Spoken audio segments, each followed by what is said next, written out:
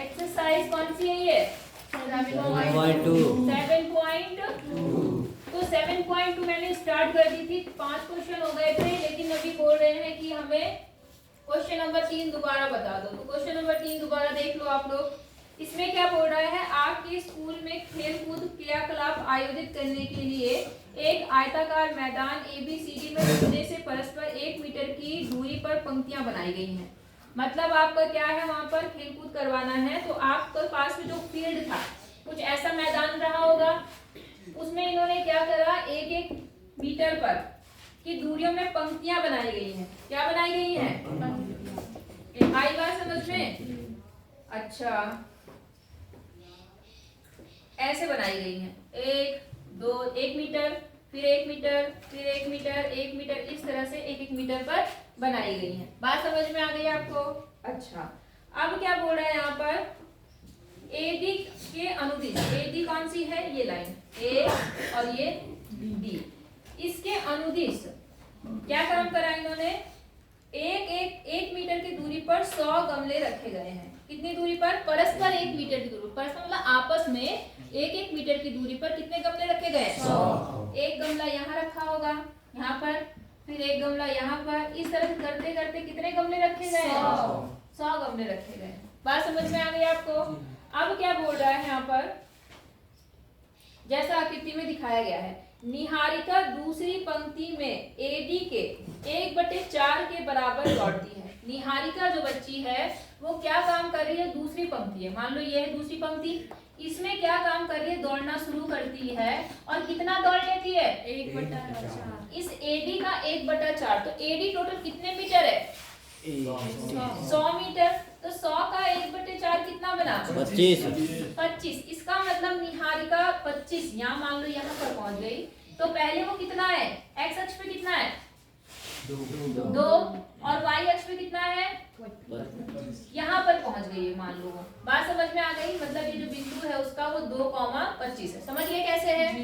अच्छा, अगली दूसरी लड़की क्या है, अच्छा निहारिका ने क्या करा, दौड़ती है, और वहां एक हरा झंडा क्या करती है, यहाँ पर उसने एक हरा झंडा गाड़ दिया। अब क्या है, दूसरी वहां कहाँ गया, हाँ, एक दूसरी लड़की है प्रीत, 8वीं पंक्ति में AD के 1/5 के बराबर दौड़ती है। कौन सी पंक्ति में? 8वीं पंक्ति में। 1 2 3 4 5 6 7, मान लो ये 8वीं पंक्ति है। यहाँ से दौड़ना शुरू करती है, और कितना दौड़ती है? 100 का 1/5, मतलब कितना आ गया?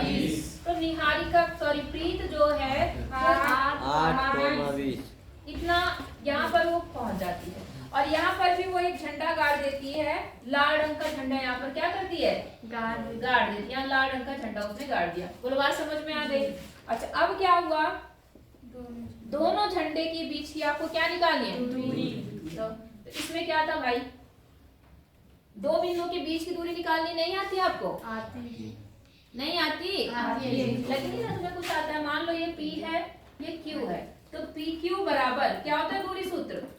√x2 माइनस x1 का whole square plus y2 minus y1 का होल स्क्वायर। यही सूत्र था जी।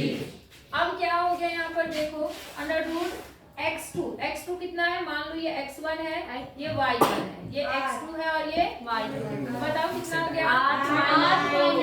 8 माइनस स्क्वायर प्लस कितना, 20 माइनस 25 का होल स्क्वायर। बोलो यहाँ तक समझ में आया नहीं आया? अब यहाँ क्या हो गया, 8 में से 2 गया 6 का स्क्वायर, और यहाँ 20 में माइनस 5 का स्क्वायर। 6 का स्क्वायर कितना होता है? 36, और 5 का स्क्वायर माइनस प्लस। अभी तो कोई माइनस बोल रहा था जैसे। अच्छा, अब कितना आगे देखो, 61, √61 आ गया। कितना आ गया? अब √61 एक अभाज्य संख्या है, इसके लिए कटेगी तो है नहीं ना, इसका वर्गमूल होगा, तो इतने मात्रक इनके बीच की क्या आ गई, दूरी। पहला पॉइंट समझ में आया नहीं आया? हाँ आशीष, क्या हुआ, क्या पूछ रहा उससे? कर रखा, इतना ही आया जी? ठीक है, बोलो बात समझ में आ गई आपको? अच्छा, आगे देखो क्या बोल रहा है,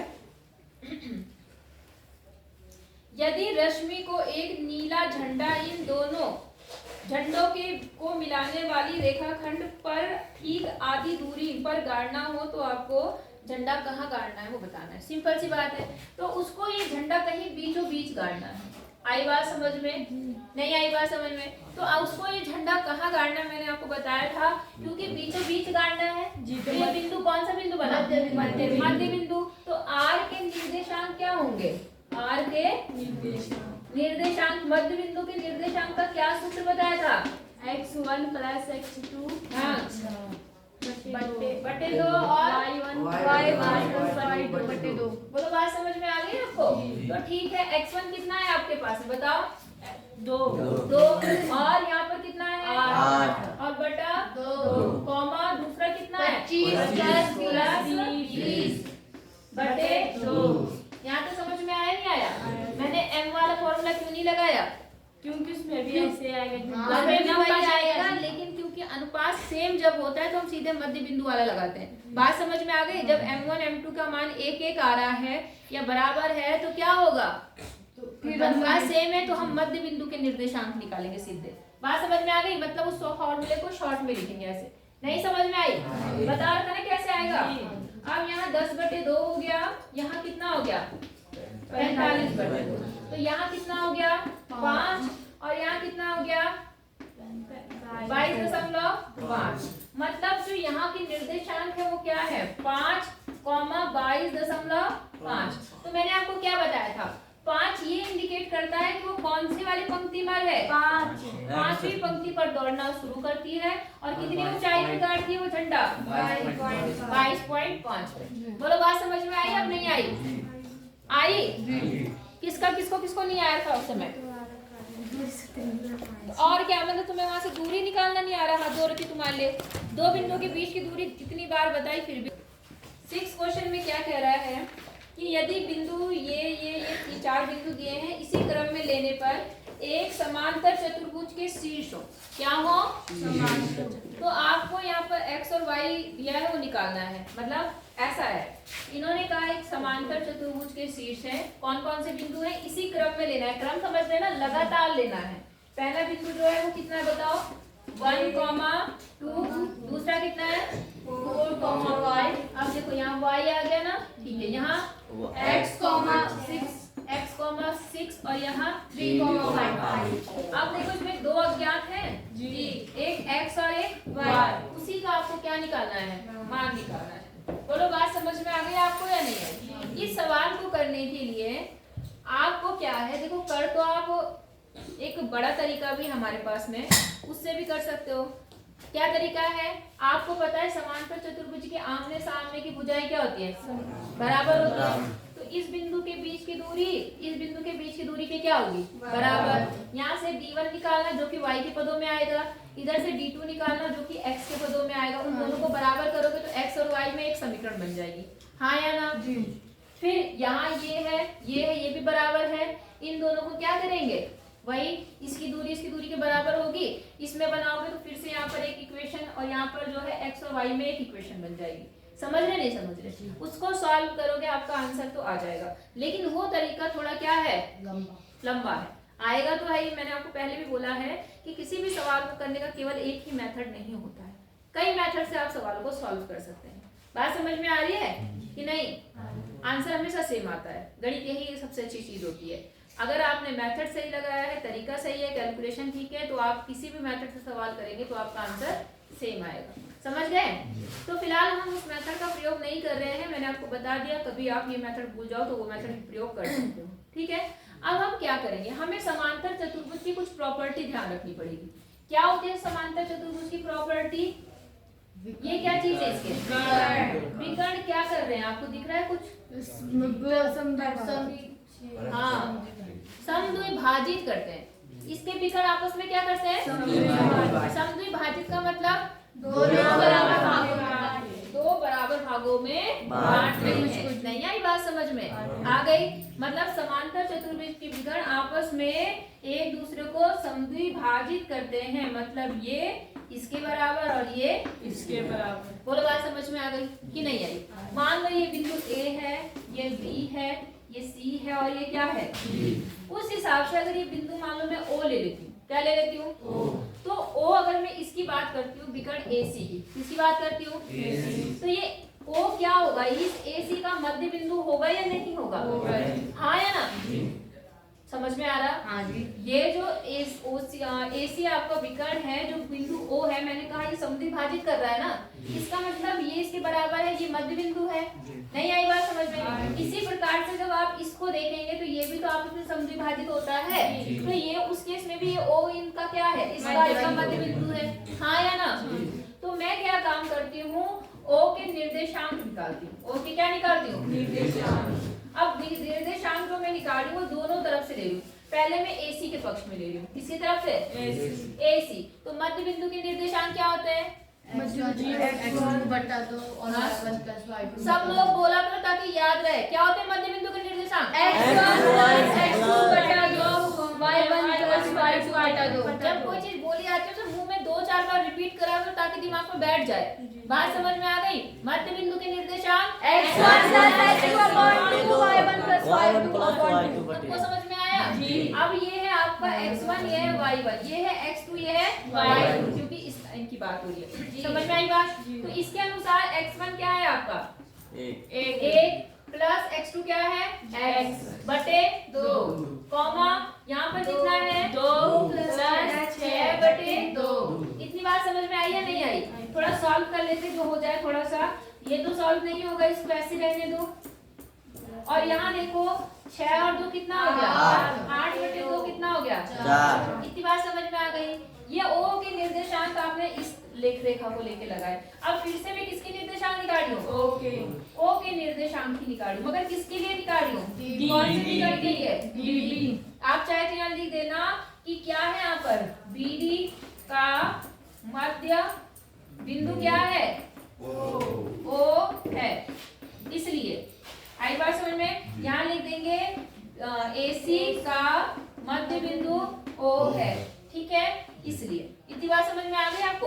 अब आप ये वाली लाइन लो, तो यहाँ पर x1 प्लस x2 y2 करेंगे जी, तो x1 क्या है आपका 4 और x2 y बटे 2, और इसी तरह से y1 कितना है आपका y प्लस बटे 2। इतनी बात आपको समझ में आई।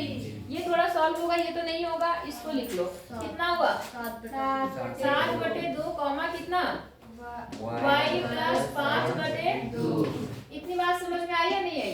अब आप क्या देख रहे हो, O के ही निर्देशांक ये भी है और O के ही निर्देशांक ये भी है, तो दोनों ही आपस में क्या है, बराबर है या नहीं है। तो आप इसलिए क्या देख रहे हैं कि ये जो है आपका कितना है, ये 1 प्लस x बटे 2 4, ये किसके बराबर होगा, यहाँ तक समझ में आया नहीं आया।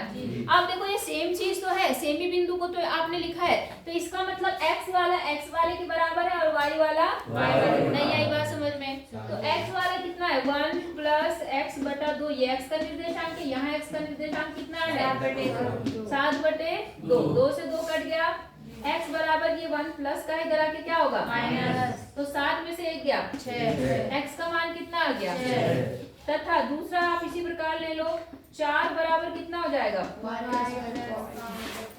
बोलो समझ में आई बात। क्रॉस मल्टीप्लाई कर लो तो कितना हो गया यहाँ पर 8 बराबर y प्लस 5, 5 प्लस में इधर आके क्या होगा माइनस, तो यहाँ कितना हो गया 8 माइनस 5 कितना आ गया y बराबर 3। तो x का मान आ गया आपके पास 6 और y का मान कितना आ गया 3। बोलो समझ में आया। घर में जाके इन क्वेश्चन को बिना देखे अपने आप लगाने की कोशिश जरूर कर लेना, समझ में आ रही बात, करो। क्वेश्चन नंबर 7 देखो, A के निर्देशांक ज्ञात करने हैं, जहां AB वृत्त का क्या है व्यास, ठीक है, एक वृत्त है और इसका एक व्यास है, इसका नाम क्या है AB। आपको इस AB के क्या निकालना है, निर्देशांक, ठीक है, जिसका केंद्र कितना है 2, -3, ये इसका केंद्र है। और B के निर्देशांक दिए हैं आपको 1, 4, बिल्कुल पहले वाले सवाल की तरह ही है।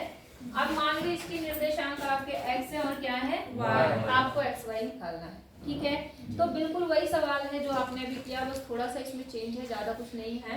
क्या काम करना है आपको, ध्यान देना है, ये जो केंद्र है ये इसका क्या है, के मध्य बिंदु क्या है ये, मध्य बिंदु। मध्य बिंदु है कि नहीं है।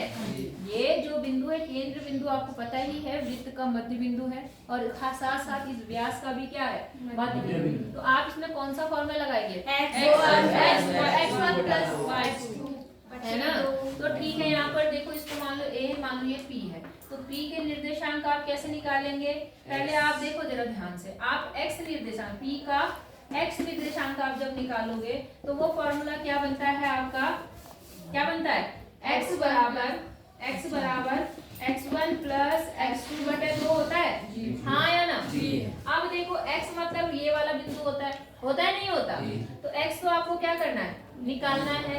x1 आपका क्या है, मैं इसे डैश लिख देती हूँ कहीं तुम कंफ्यूज हो, x1 ये है और x2 क्या है ये, तो देखो यहाँ पर कितना है, x डैश और प्लस कितना 1 बटे 2, और x की वैल्यू आपको दी है कितनी, 2। नहीं आई बात समझ में, मध्य बिंदु दे रखा ना आपको, तो इधर तो मध्य बिंदु लिख दिया हमने, और इधर वो फॉर्मूला लगा के इनका लिख दिया, समझ गए। अब थोड़ा सॉल्व कर लो, आपका आंसर आ जाएगा, कितना हो गया 4 और x डैश प्लस 1 यहाँ प्लस में इधर आके क्या होगा माइनस, तो x डैश माइनस होगा तो कितना हो गया, बोलो समझ में आई बात। इसी तरह से y डैश y क्या हो जाएगा आपका, y1 प्लस y2 बटे 2 हो जाएगा, हाँ या ना। अब माइनस 3 है बराबर y1 कितना है, y डैश y2 कितना है 4 बटे 2, तो 3 दूनी 6, और यहाँ कितना आ गया y डैश प्लस 4, ये प्लस इधर आके क्या होगा माइनस, तो माइनस 6 माइनस 4 बराबर y डैश कितना आएगा, माइनस का 10 बराबर y डैश। इसका मतलब समझ गए, इस बिंदु के निर्देशांक पता चल गए आपको, 3 माइनस 10 माइनस, बोलो बात समझ में आ गई। सर आगे बाकी